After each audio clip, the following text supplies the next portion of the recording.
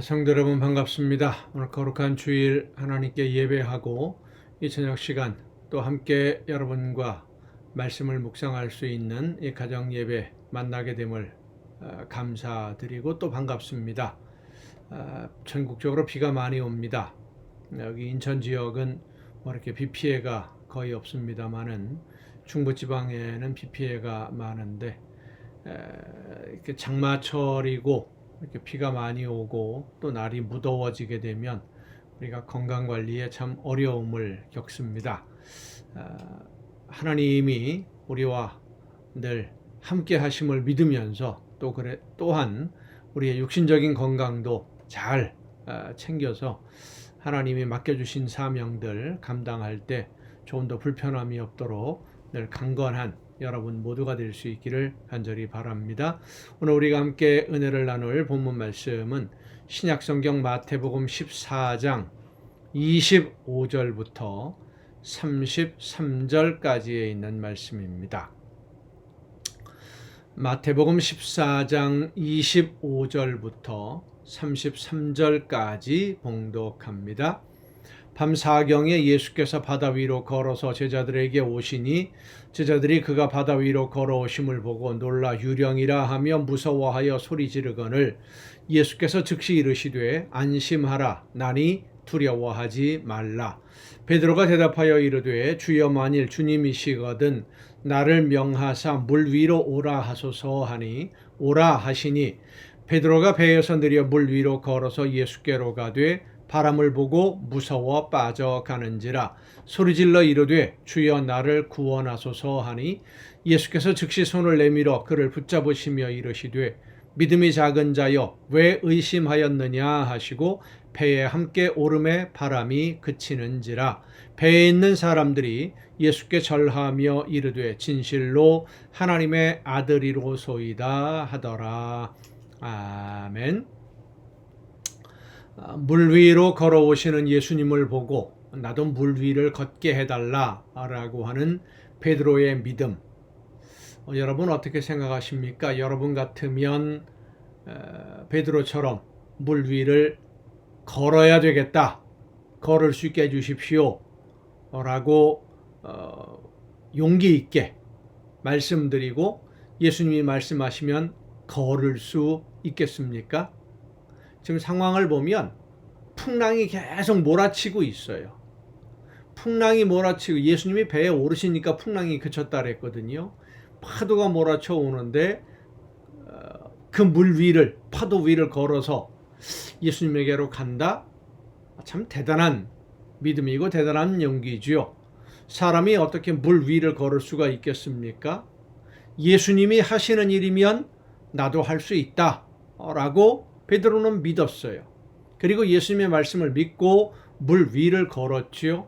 그런데 갑자기 물에 빠져버립니다. 베드로가 물에 빠진 이유를 성경은 이렇게 설명을 합니다. 바람을 보고 무서워 빠져가는지라. 자, 이 베드로가 바람을 보았다 그랬는데 그럼 처음에 없던 바람이 다시 불었던 겁니까? 잠잠해졌다가 그러니까 예수님과 베드로가 대화를 나눌 때 처음에 베드로가 바다 위로 걸음을 내디딜 때는 조용했었는데 가다가 보니까 바람이 분 겁니까? 아닙니다. 바람은 여전히 불고 있었습니다. 풍랑은 여전히 심했습니다. 그런데 베드로는 바람이 불고 풍랑이 있다라는 것을 생각하지 않고요. 오직 예수님만 바라봤습니다. 예수님만 생각했습니다. 예수님만 바라보고 예수님만 생각한다. 어쩌면 아주 대단한 믿음이라고 말할 수 있겠습니다. 환난과 시련이 올 때에 예수님만 보고 한 걸음 한 걸음 간다. 쉬운 일이 아니죠. 아주 대단한 믿음입니다. 그런데 성도 여러분, 우리가 그렇게 신앙생활을 하면은요, 물에 빠집니다. 바람도 보아야 됩니다. 예수님도 봐야 되지만 예수님과 함께 풍랑도 봐야 됩니다. 예수님이 함께 하신다고 해서 시련이 끝난 것이 아니기 때문입니다. 여전히 바람이 불고요. 여전히 파도가 심하고요. 예수님의 말씀대로 순종하고 예수님만 보고 가면 바람이 멎을 줄 알았지만 그렇게 바람이 멈추지 않거든요. 예수님을 따라가는 생활은 바람도 불고 환난도 있고 시련도 있습니다. 그러나 그것을 알면서도 가는 것이 신앙생활입니다. 구약 성경에 나오는 다니엘의 세 친구가 하나님이 우리를 구원하실 것입니다. 그리 아니하실지라도, 하나님이 우리를 구원해 주지 않고 우리가 불에 타 죽는 한이 있더라도 우리는 하나님을 배반하지 않겠습니다 하는 그 고백이 바로 필요한 겁니다.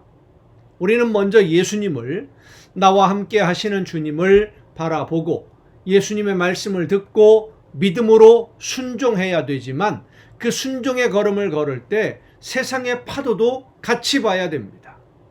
여전히 우리를 집어삼키려고 노리고 있는 세상도 같이 봐야 됩니다. 미리 알고 들어가면 파도가 있고 시련이 있고 거센 풍랑이 몰아친다는 것을 알면서도 주님이 원하시는 길이니까, 하나님이 기뻐하시는 길이니까 그 풍랑 속으로 들어가면 겁을 먹고 두려워할 필요가 없지요.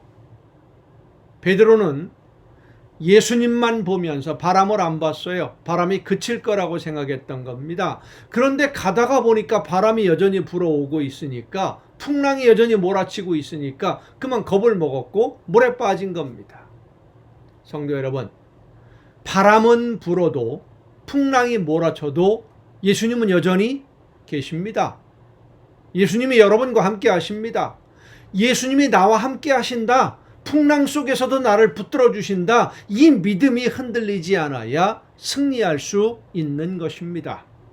여러분은 어떻습니까? 예수님만 보고 있습니까? 불어오는 풍랑과 시련과 환난의 바람도 보고 계십니까? 바람이 불고 시련이 있고 여러 가지 어려움이 있음에도 불구하고 예수님을 바라보고 우리 주님이 나와 함께 하심을 믿고 성령께서 능력으로 나를 붙들어 주실 줄로 믿고 걷는다면 여러분은 주님과 함께 승리의 기쁨을 누릴 것입니다. 예수님을 믿고 따름으로 인해서 모든 어려운 문제가 깨끗하게 정리되고 아무런 환난이 없이 정말로 평화를 누릴 수 있다라고 기대한다면 흔들릴 수 있습니다. 실망할 수도 있고요. 시험에 빠질 수도 있습니다. 믿음의 힘을 잃어버릴 수도 있습니다. 환난과 시련이 앞을 가로막는다 할지라도, 아니 분명히 있습니다. 그럼에도 하나님이 원하시는 길이기 때문에 나는 순종하겠노라, 이 결단이 오늘 저와 여러분의 결단이 될 수 있기를 간절히 바랍니다. 기도하시겠습니다. 크신 사랑과 은혜로 오늘도 저희들의 삶을 붙드시며 인도해 주시는 아버지 하나님, 환난과 시련의 파도도 있지만 그 파도를 무릅쓰고서라도 하나님이 기뻐하시고 주님이 원하시는 길이기에 순종하겠노라고 결심하고 담대하게 믿음으로 나아가는 믿음의 용기를 저희들에게 허락하여 주시옵소서. 주님이 함께 하심을 믿고 환난과 시련의 파도를 뚫고 일어서서 끝까지 순종하는 우리 모두가 되게 하여 주시옵소서.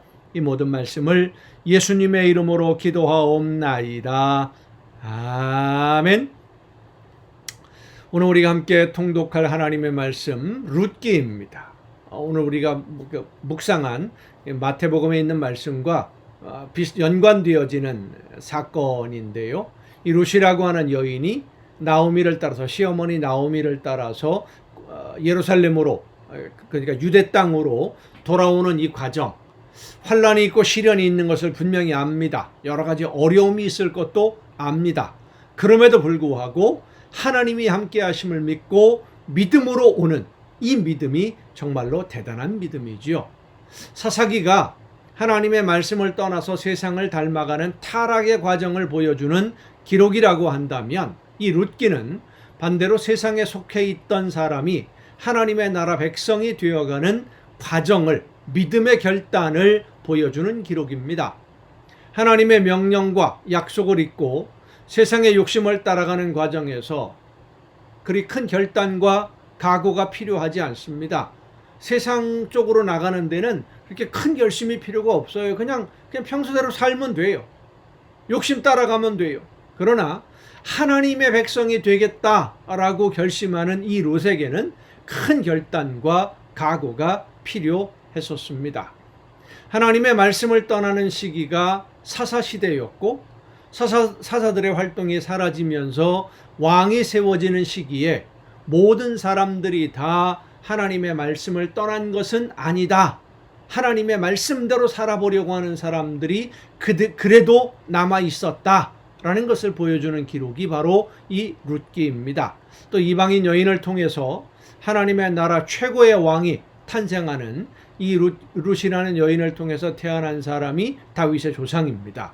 하나님의 계획과 하나님의 섭리도 보여주고 있는 그러한 기록입니다. 또 우리가 한 가지 생각해야 될 것은 사사기의 마지막 장에 보면 비극적인 사건이 있죠. 어제 우리가 통독했던 부분에 베냐민 지파가 동족상잔의 비극으로 600명만 남고 몰살을 당하는 그 비극적인 고통을 당하게 되는데, 그 베냐민 지파에서 그 남은 600명의 후손들 중에 이스라엘의 초대 왕인 사울이 태어난다라고 하는 것, 또 우리가 이해할 수 없는 하나님의 섭리라고 할 수 있겠습니다. 자, 우리 룻기서 1장부터 함께 통독하시겠습니다. 사사들이 치리하던 때에 그 땅에 흉년이 드니라. 유다 베들레헴의 한 사람이 그의 아내와 두 아들을 데리고 모압 지방에 가서 거류하였는데, 흉년을 피해 갔다는 얘기입니다. 그 사람의 이름은 엘리멜렉이요 그의 아내의 이름은 나오미요 그의 두 아들의 이름은 말론과 기럐이니 유다 베들레헴 에브라 사람들이더라. 그들이 모압 지방에 들어가서 거기 살더니 나오미의 남편 엘리멜렉이 죽고 나오미와 그의 두 아들이 남았으며, 그들은 모압 여자 중에서 그들의 아내를 맞이하였는데 하나의 이름은 오르바요 하나의 이름은 룻이더라. 그들이 거기에 거주한 지 10년쯤에 말론과 기럐 두 사람이 다 죽고 그 여인은 두 아들과 남편의 뒤에 남았더라. 자녀들도 없는 상태에서 그 여인이 모압 지방에서 여호와께서 자기 백성을 돌보시사 나오미를 얘기하는 겁니다. 그들에게 양식을 주셨다 함을 듣고 이에 두 며느리와 함께 일어나 모압 지방에서 돌아오려 하여 있던 곳에서 나오고, 두 며느리도 그와 함께 하여 유다 땅으로 돌아오려고 길을 가다가 나오미가 두 며느리에게 이르되 너희는 각기 너희 어머니의 집으로 돌아가라. 너희가 죽은 자들과 나를 선대한 것 같이 여호와께서 너희를 선대하시기를 원하며 여호와께서 너에게 허락하사 각기 남편의 집에서 위로를 받게 하시기를 원하노라 하고, 재혼하라는 얘기였죠. 그들에게 입맞춤에 그들이 소리를 높여 울며 나오미에게 이르되 아니니이다. 우리는 어머니와 함께 어머니의 백성에게로 돌아가겠나이다 하는지라. 나오미가 이르되 내 딸들아 돌아가라. 너희가 어찌 나와 함께 가려느냐? 내 태중에 너희의 남편들 될 아들들이 아직 있느냐? 내 딸들아 되돌아가라. 나는 늙었으니 남편을 두지 못할지라. 가령 내가 소망이 있다고 말한다든지 오늘 밤에 남편을 두어 아들들을 낳는다 하더라도 너희가 어찌 그들이 자라기를 기다리겠으며 어찌 남편 없이 지내겠느냐? 지내겠다고 결심하겠느냐? 내 딸들아 그렇지 아니하니라. 여호와의 손이 나를 치셨으므로 나는 너희로 말미암아 더욱 마음이 아프도다 하매 그들이 소리를 높여 다시 울더니 오르바는 그의 시어머니에게 입맞추되 룻은 그를 붙쫓았더라. 나오미가 또 이르되 보라 네 동서는 그의 백성과 그의 신들에게로 돌아가나니 너도 너의 동서를 따라 돌아가라 하니 룻이 이르되 내게 어머니를 떠나며 어머니를 따르지 말고 돌아가라. 강권하지 마옵소서. 어머니께서 가시는 곳에 나도 가고 어머니께서 머무시는 곳에서 나도 머물겠나이다. 어머니의 백성이 나의 백성이 되고 어머니의 하나님이 나의 하나님이 되시리니 어머니께서 죽으시는 곳에서 나도 죽어 거기 묻힐 것이라. 만일 내가 죽는 일 외에 어머니를 떠나면 여호와께서 내게 벌을 내리시고 더 내리시기를 원하나이다 하는지라. 이 룻의 고백과 결단, 환란이 없을 거라고 예상을 했을까요? 편안한 여행이 될 것이라고 생각했을까요? 아닙니다. 힘든 걸 압니다. 어떤 환란이 기다릴지 모르지만 고통스러운 삶이 될 것이라는 것 예측할 수 있습니다. 그럼에도 불구하고 하나님의 백성으로 살아가기를 결단하는 것, 이것이 바로 믿음의 모범적인 모습입니다. 나오미가 룻이 자기와 함께 가기로 굳게 결심함을 보고 그에게 말하기를 그치니라. 이에 그 두 사람이 베들레헴까지 갔더라. 베들레헴에 이를 때에 온 성읍이 그들로 말미암아 떠들며 이르기를 이가 나오미냐 하는지라. 나오미가 그들에게 이르되 나를 나오미라 부르지 말고 나를 마라라 부르라. 이는 전능자가 나를 심히 괴롭게 하셨음이니라. 내가 풍족하게 나갔더니 여호와께서 내게 비어 돌아오게 하셨느니라. 여호와께서 나를 징벌하셨고 전능자가 나를 괴롭게 하셨거늘 너희가 어찌 나를 나오미라 부르느냐 하니라. 나오미가 모압 지방에서 그의 며느리 모압 여인 룻과 함께 돌아왔는데 그들이 보리 추수 시작할 때에 베들레헴에 이르렀더라. 2장입니다. 나오미의 남편 엘리멜렉의 친족으로 유력한 자가 있으니 그의 이름은 보아스더라. 모압 여인 룻이 나오미에게 이르되 원하건대 내가 밭으로 가서 내가 누구에게 은혜를 입으면 그를 따라서 이삭을 줍겠나이다 하니 나오미가 그에게 이르되 내 따라 갈지어다 하매 룻이 가서 베는 자를 따라 밭에서 이삭을 줍는데 우연히 엘리멜렉의 친족 보아스에게 속한 밭에 이르렀더라.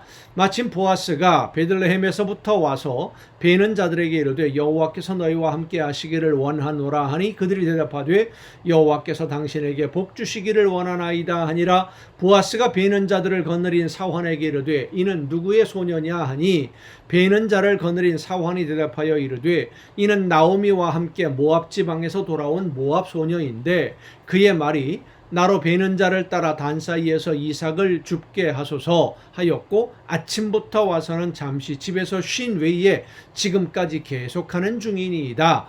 보아스가 룻에게 이르되 내 딸아 들으라. 이삭을 주우러 다른 밭으로 가지 말며 여기서 떠나지 말고 나의 소녀들과 함께 있으라. 그들이 베는 밭을 보고 그들을 따르라. 내가 그 소년들에게 명령하여 너를 건드리지 말라 하였느니라. 목이 마르거든 그릇에 가서 소년들이 길어온 것을 마실지니라 하는지라.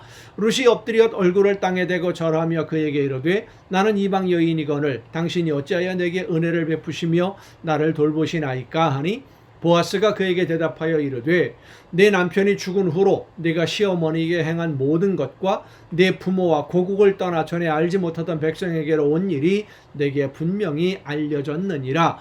여호와께서 네가 행한 일에 보답하시기를 원하며 이스라엘의 하나님 여호와께서 그의 날개 아래에 보호를 받으러 온 네게 온전한 상 주시기를 원하노라 하는지라. 룻이 이르되 주여 내가 당신께 은혜 입기를 원하나이다. 나는 당신의 하녀 중에 하나와도 같지 못하오니 당신이 이 하녀를 위로하시고 마음을 기쁘게 하는 말씀을 하셨나이다 하니라. 식사할 때에 보아스가 룻에게 이르되 이리로 와서 떡을 먹으며 내 떡 조각을 초에 찍으라 하므로 룻이 곡식 빼는 자 곁에 앉으니 그가 볶은 곡식을 주매 룻이 배불리 먹고 남았더라.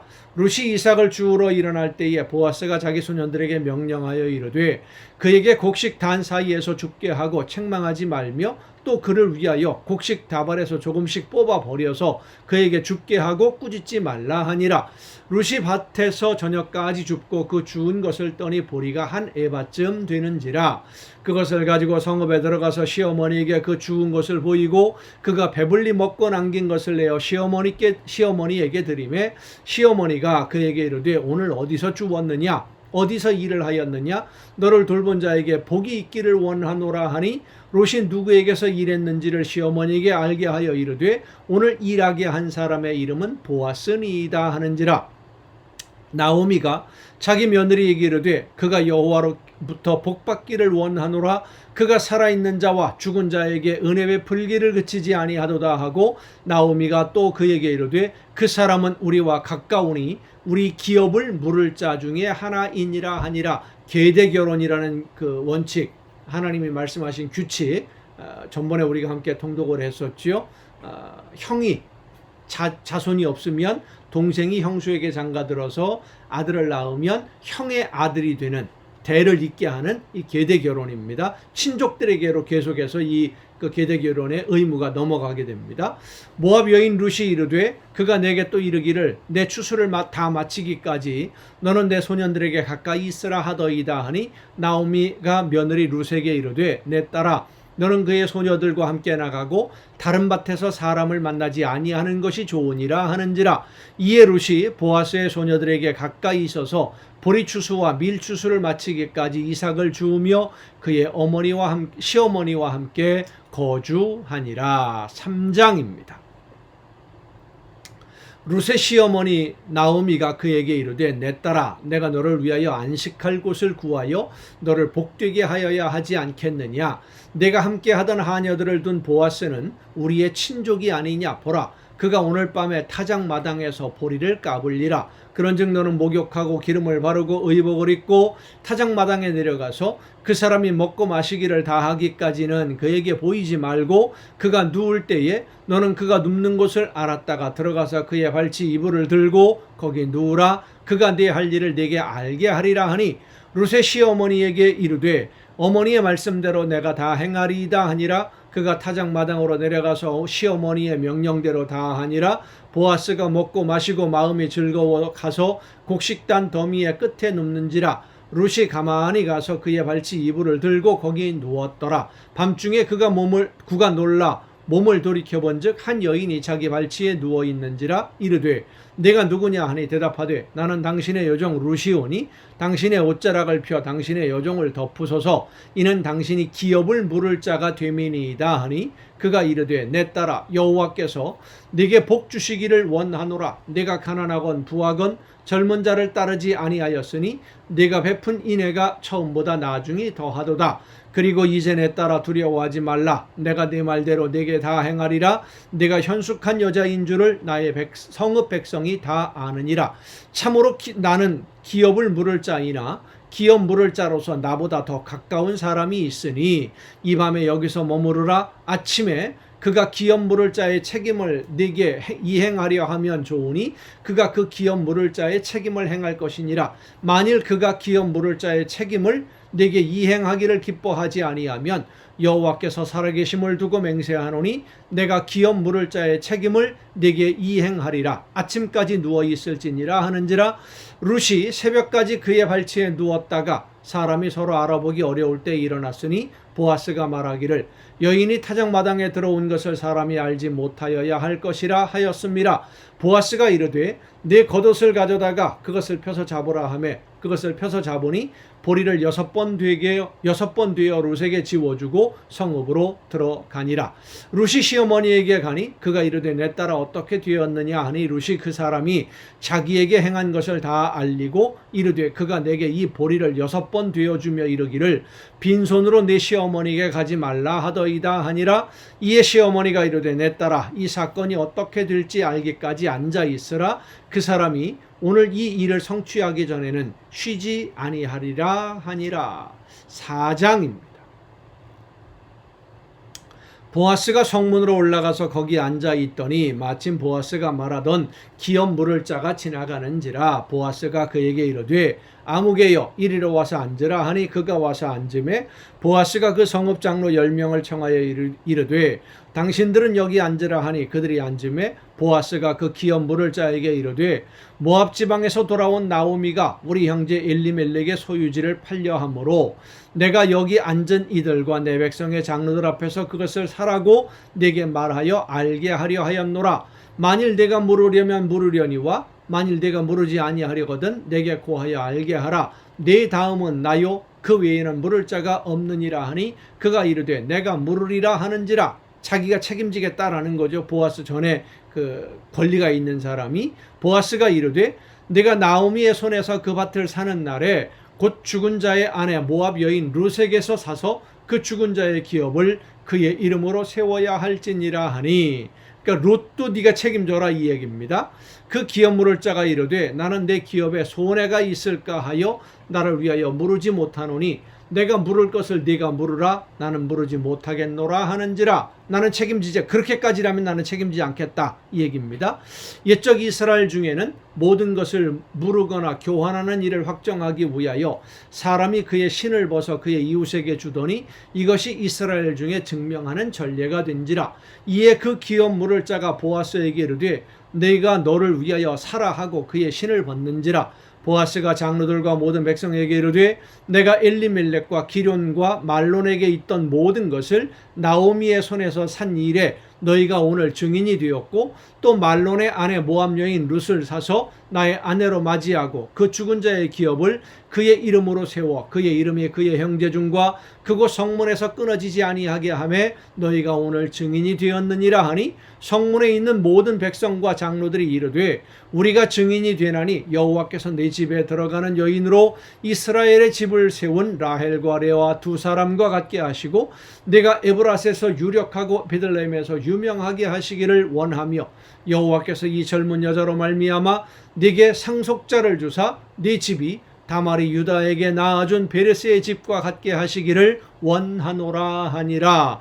이에 보아스가 룻을 맞이하여 아내로 삼고 그에게 들어갔더니 여호와께서 그에게 임신하게 하심으로 그가 아들을 낳은지라. 여인들이 나오미에게 이르되 찬송할지로다. 여호와께서 오늘 네게 기업 물을 자가 없게 하지 아니하셨도다. 이 아이의 이름이 이스라엘 중에 유명하게 되기를 원하노라. 이는 내 생명의 회복자이며 내 노년의 봉양자라. 곧 너를 사랑하며 7 아들보다 귀한 내 며느리가 낳은 자로다 하니라. 나오미가 아기를 받아 품에 품고 그의 양육자가 되니 그의 이웃 여인들이 그에게 이름을 지어주되 나오미에게 아들이 태어났다 하여 그의 이름을 오벳이라 하였는데 그는 다윗의 아버지인 이새의 아버지였더라.